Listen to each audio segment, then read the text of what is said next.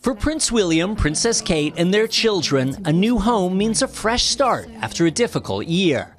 The young family moving into Forest Lodge. We put on sort of brave-faced stoicism through treatment, but actually the phase afterwards is really, is really difficult.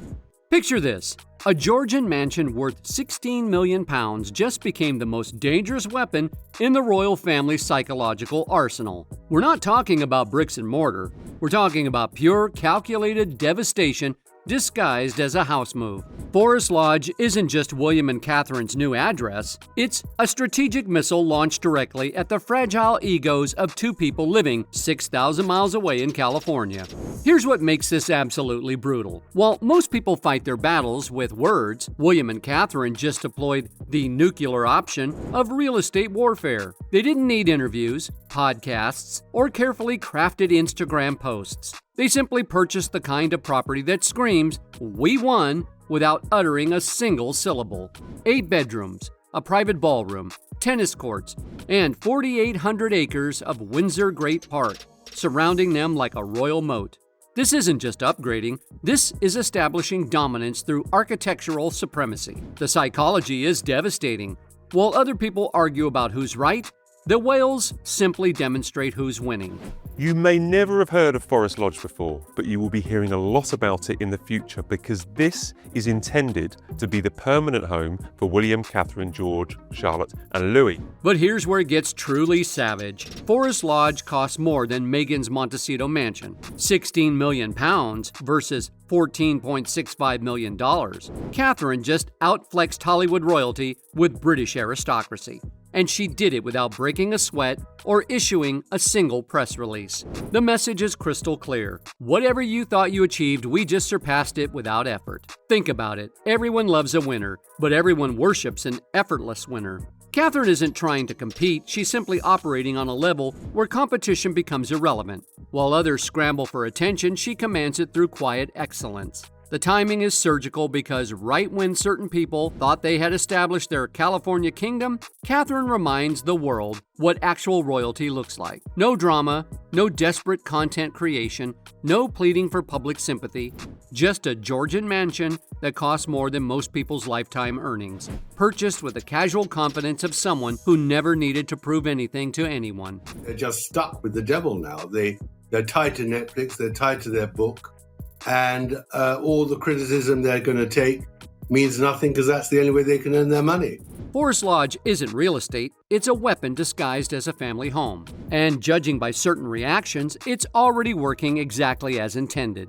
Years ago, when Meghan Markle still believed she could reshape the British monarchy into her personal brand, Forest Lodge represented everything she desperately craved: legitimacy, grandeur, and the kind of prestige that money can't buy but marriage might provide. Intelligent sources suggest that Meghan and Harry didn't casually drive past Forest Lodge. They toured it with hungry eyes of two people convinced they deserved more than what they'd been offered. Frogmore Cottage was never the end game. It was the stepping stone to something grander. Forest Lodge was supposed to be that something.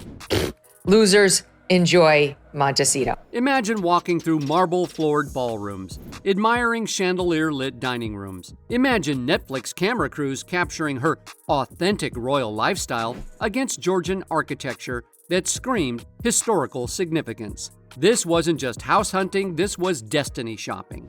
But here's where the fairy tale turned into a nightmare. Forest Lodge required the kind of royal standing that Meghan never actually possessed. You can't negotiate your way into respect. You can't media train yourself into centuries of earned privilege. And you certainly can't demand the keys to properties that represent everything you're actively trying to destroy. Fast forward to 2025. Catherine claims Forest Lodge with the kind of quiet confidence that comes from never having to ask permission. No tours, no negotiations, no pleading with royal administrators, simply, we'll take it, renovate it privately, and move in by Christmas. Game over. Meghan's alleged reaction is fascinating for viewers who understand competitive dynamics. Imagine spending years of convincing yourself that you deserve something spectacular, only to watch someone else acquire exactly what you coveted. It's not just disappointment, it's existential validation that maybe you weren't as special as you believed. Reports suggest Meghan's obsession extends to architectural minutiae, square footage comparisons, room counts, garden measurements. This isn't casual interest. This is someone torturing themselves with detailed knowledge of what they'll never possess. Every specification becomes another reminder of opportunities permanently lost. Catherine, meanwhile, is allegedly selecting furniture from the royal family's massive storage facility. Centuries of accumulated treasures waiting to furnish her new home. While others shop at high-end retailers, she's shopping through literal history. The contrast isn't just economic, it's generational, cultural, and utterly devastating. Neil Sean put out a video yesterday or the day before saying that Meghan and Harry are on the rocks. Well, I think I called that quite a bit ago, and Prince Harry, I told you it was coming. Forest Lodge represents more than property envy. It symbolizes the difference between earning your position and demanding it, between quiet competence and desperate performance, between someone who belongs and someone who never quite fit, and that difference is apparently keeping certain people awake at night in Montecito. But here's where Catherine's Forest Lodge strategy reveals its true genius. She didn't just buy a house. She constructed a fortress so intimidating that local residents are literally calling it Fort Knox. And the message this sends to certain people monitoring from California is absolutely chilling. Picture the scale of this security transformation. Infrared cameras scanning every perimeter, reinforced barriers that could stop a small army, and permanent security posts strategically positioned like military checkpoints. This isn't typical royal protection. This is next-level fortress construction that screams, we're not just moving in, we're establishing permanent dominance. The most brutal detail? 2 entire families had to be relocated from their converted stable cottages to accommodate the whale's security requirements. Imagine the power dynamics. Ordinary people displaced simply because royalty decided they wanted their neighborhood. When real royalty moves, everyone else just adjusts their lives accordingly. And the CEO of UTA called her untalented. Oh, I gotta break this down. I mean, he's just saying facts. Local neighbors are reportedly stunned by the transformation. One resident described the security upgrades as turning Windsor Great Park into a military installation. Another mentioned feeling like now they live next to a celebrity compound rather than a family home. The infrastructure is so extensive that people who've lived there for decades barely recognize their own neighborhood. Here's what makes this devastating for viewers understanding competitive dynamics. Catherine isn't just protecting her family, she's demonstrating power that transcends individual wealth. Anyone can hire bodyguards. Only real royalty can reshape entire communities to accommodate their security needs. The timing is particularly savage. While others struggle with privacy concerns and paparazzi H in supposedly exclusive California neighborhoods, Catherine simply creates her own impenetrable sanctuary. No complaints, no legal battles, no desperate social media posts about invasion of privacy, just military-grade security implemented with the casual confidence of someone who never doubted her right to total protection. But here's the ultimate power move. Forest Lodge is technically less secure than their previous residence because it's outside Windsor Castle's traditional perimeter. Catherine deliberately chose vulnerability and then eliminated it through pure determination and unlimited resources. She created Fort Knox from scratch rather than accepting pre-existing safety. The message is unmistakable. Real power doesn't hide behind existing walls. It builds better ones. And somewhere in Montecito, certain people are reportedly taking notes on exactly how authentic security operates. Meanwhile, across the Atlantic, the contrast becomes brutally apparent. While Catherine commands such respect that entire families relocate to accommodate her security needs and mountains of royal treasures await her furniture selections, Meghan is reportedly facing public humiliation as her Netflix partnership implodes, and UTA CEO Jeremy Zimmer allegedly dismissed her as not particularly talented. Catherine doesn't need to prove her worth. People simply move heaven and earth to fulfill her requirements. Meghan, however, continues fighting for basic industry credibility, while executives question her fundamental abilities. The power differential has never been more obvious. He said this at an advertising festival. The CEO of one of the major talent agencies in Hollywood has now labeled her as talentless. Catherine's financial strategy has become pure torture for anyone watching from America. While some people spend millions on Instagram-worthy kitchen accessories and designer furniture to impress strangers online, Catherine is casually shopping through the royal family's secret treasure vault known as California, a warehouse facility the size of 8 tennis courts packed with centuries of accumulated royal artifacts. Catherine strolling through endless rows of authentic Chippendale chairs, Georgian silver collections, museum-quality paintings, and handcrafted furniture that belong to actual kings and queens. She's not buying anything. She's selecting from family heirlooms that money literally cannot purchase. The contrast is devastating. American consumption versus British conservation. Meanwhile, across the Atlantic, certain people are reportedly obsessing over square footage comparisons and room counts, apparently torturing themselves with architectural spreadsheets that prove Forest Lodge outclasses their $14.65 million Montecito mansion in every measurable category. 16 million pounds versus $14.65 million. 8 bedrooms versus 9 bedrooms. But Forest Lodge includes a private ballroom, tennis court, and 4,800 acres of Windsor Great Park as your backyard. Catherine pays for Forest Lodge entirely with private funds, no taxpayer money, no sovereign grant, no Netflix deals required to afford the lifestyle. Pure Duchess of Cornwall earnings and family wealth accumulated over centuries. Clean money with zero public controversy. Compare that to others who famously spent £2.5 million of British taxpayers' money renovating Frogmore Cottage, money they eventually had to repay amid public outrage. The optics were catastrophic, demanding public funding for personal luxury while simultaneously criticizing the source that provided it. Meghan came in like a thunderstorm with all of this family baggage, didn't want to bend to royal traditions, which you have to do if you're marrying into that family. People don't like her. That's a fact. Sources suggest Catherine's furniture selection process is methodical and historically conscious. She's choosing pieces that complement Forest Lodge's Georgian architecture, while ensuring every room tells a story of royal continuity. Not a designer showroom family legacy, not Instagram aesthetics, familial permanence. The warehouse reportedly contains furniture from dissolved estates, gifts from foreign dignitaries, and pieces commissioned by previous monarchs that have been carefully preserved for decades. Catherine isn't decorating a house, she's curating a museum disguised as a family home. Meanwhile, reports suggest certain California residents are allegedly brainstorming Netflix content centered around real estate rivalry and homes that define history. The desperation to monetize every aspect of royal envy is becoming a content strategy unto itself. Catherine decorates with priceless heirlooms.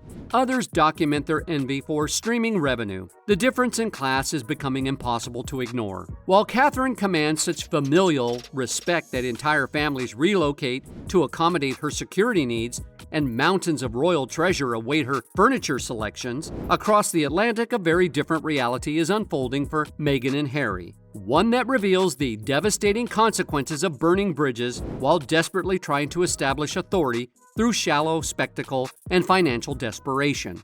The financial arithmetic is brutally revealing.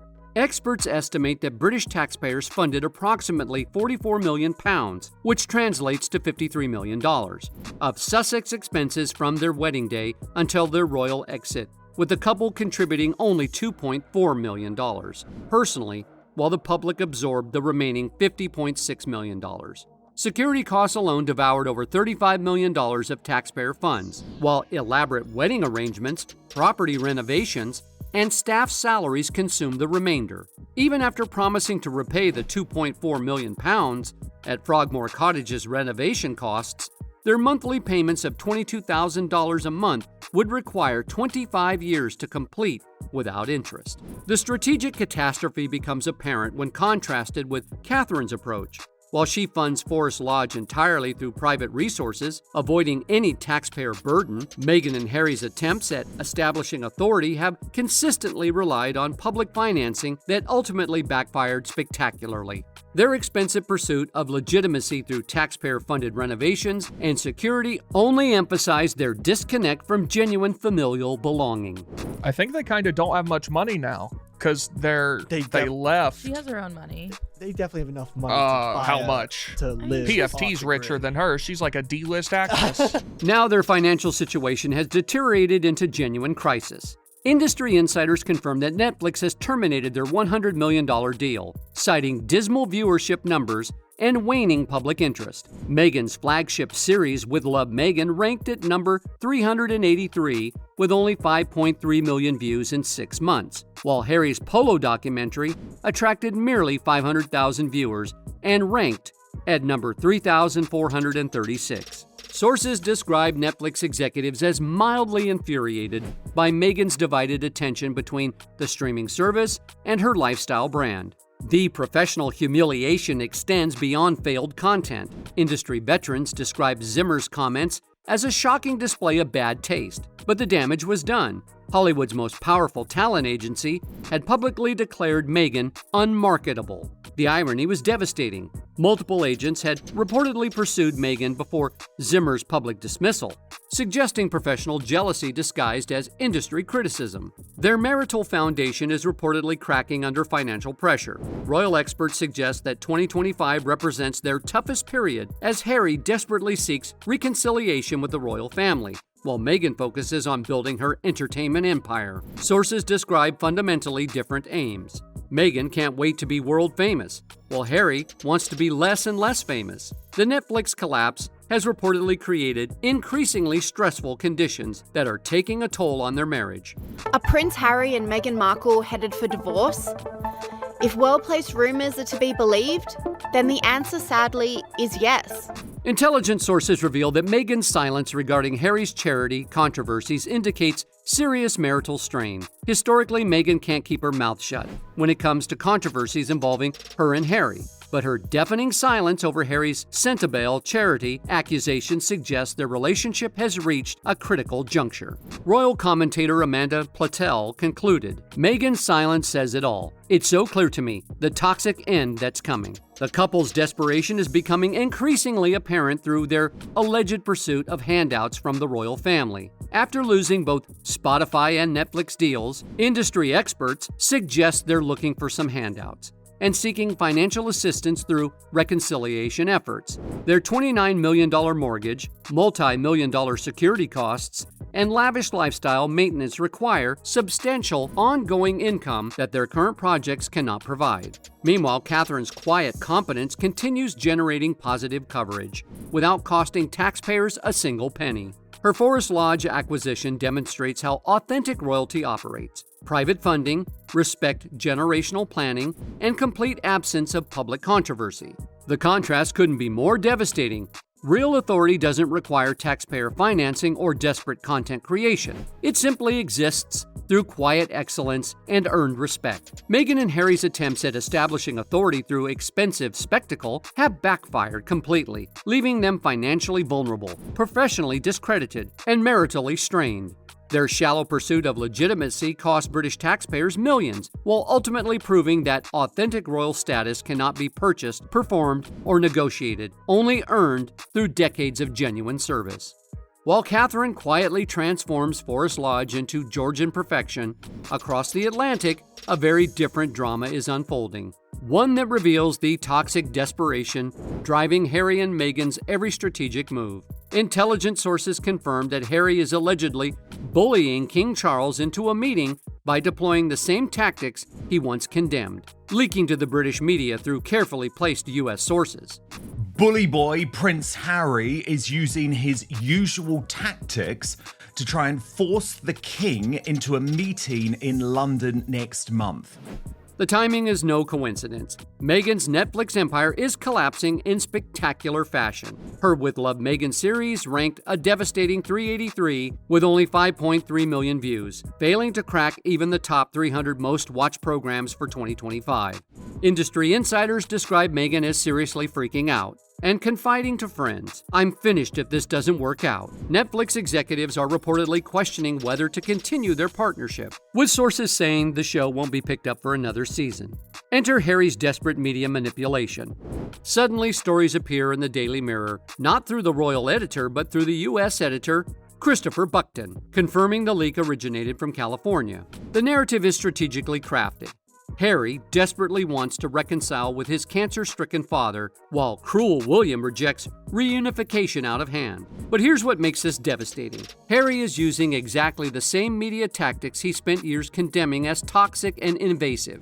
Royal commentator Dan Wooten observed that Harry knows the way to set the mainstream agenda and get to the ear of the king is to use the British mainstream media, precisely what he accused his family of doing for decades. The manipulation extends beyond media strategy. Harry's September UK visit coincides with the 3rd anniversary of Queen Elizabeth's death, a calculated emotional pressure point designed to force Charles into appearing heartless if he refuses the meeting. Combined with constant references to Charles's cancer treatment and limited time remaining, Harry is essentially weaponizing guilt and mortality against his father. Meanwhile, Meghan continues her own desperate content creation, pimping out daughter Lilibet in pajamas, kissing a picture of their deceased dog to promote her failing show. Royal observers noted the disturbing pattern. Children who are never seen in Montecito community events, but suddenly appear as promotional tools whenever Meghan needs clickbait content. It's clear there is now a determination on both sides to make this happen. Nobody is pretending the wider family issues have been resolved, but this is about beginning with Charles and Harry. For the first time in a long time, the contrast with Catherine's approach is devastating. While Catherine earns respect through quiet competence and private funding, Harry and Meghan resort to emotional blackmail, media manipulation, and exploiting family relationships for commercial gain. Their desperation has transformed them into exactly what they once claimed to oppose: calculating media manipulators who prioritize personal branding over family harmony. Royal experts predict that even if Charles agrees to meet, every detail will be leaked to friendly outlets within hours, proving that Harry's privacy and dignity claims are nothing more than strategic rhetoric designed to extract maximum publicity from family dysfunction. The bullying has begun, and Catherine's silent success at Forest Lodge makes their California failures even more unbearable to witness. Forest Lodge stands as more than Georgian architecture. It's Catherine's ultimate checkmate in the royal perception war. While others scramble for attention through desperate media manipulation and failing Netflix content, Catherine simply acquired £16 million of quiet dominance without uttering a single word. The scoreboard reads brutally clear: authentic royalty private funding mansions versus exile residents exploiting children for clickbait. Silence versus desperation. Royal respect versus industry humiliation. Catherine's fortress isn't just Fort Knox. It's proof that real power doesn't need to explain itself. It simply moves mountains and watches enemies self-destruct from Georgian windows.